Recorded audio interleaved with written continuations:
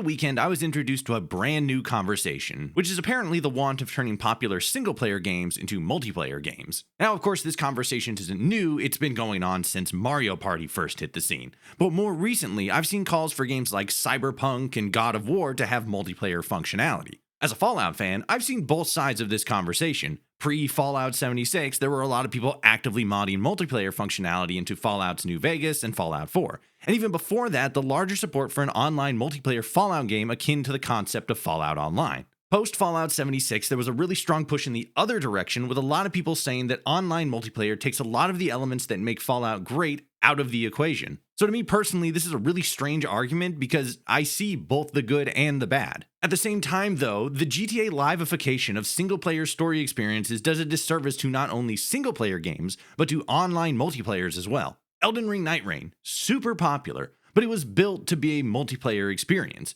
GTA 5, I'd argue, was not. Cyberpunk is not. And God of War is literally all about the story experience and the single-player challenge. Cramming online multiplayer functionality into a single-player game waters down both the experience of the story as well as the quality of online play. GTA 5 is the exception, not the norm. We know this because the exact same studio failed to replicate that same level of success with Red Dead 2 Online. Granted, it's still popular, but not to the same level of success as GTA Online. I'm happy that Night Rain is popular, and if an online Cyberpunk game does well, more power to them. But the idea that single-player games need an online multiplayer entrance into the series is a really strange misunderstanding of not only how video games are developed, but how people think about and interact with video games. Especially these days when microtransactions are still rampant and are even creeping into single-player games, and the fact that the vast minority of gamers engage with multiplayer at all. Again, I'm not in any position to say that a multiplayer Cyberpunk or Witcher game would be bad. I'm a Fallout 76 fan.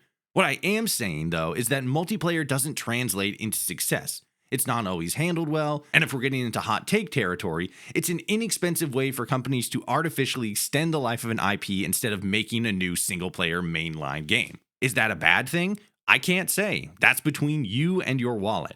Single-player games are still the most popular form of video game, and I don't see that changing anytime soon. Let me know what you guys think, though. Like and follow for more, and check @FollowRotoshi on all other socials.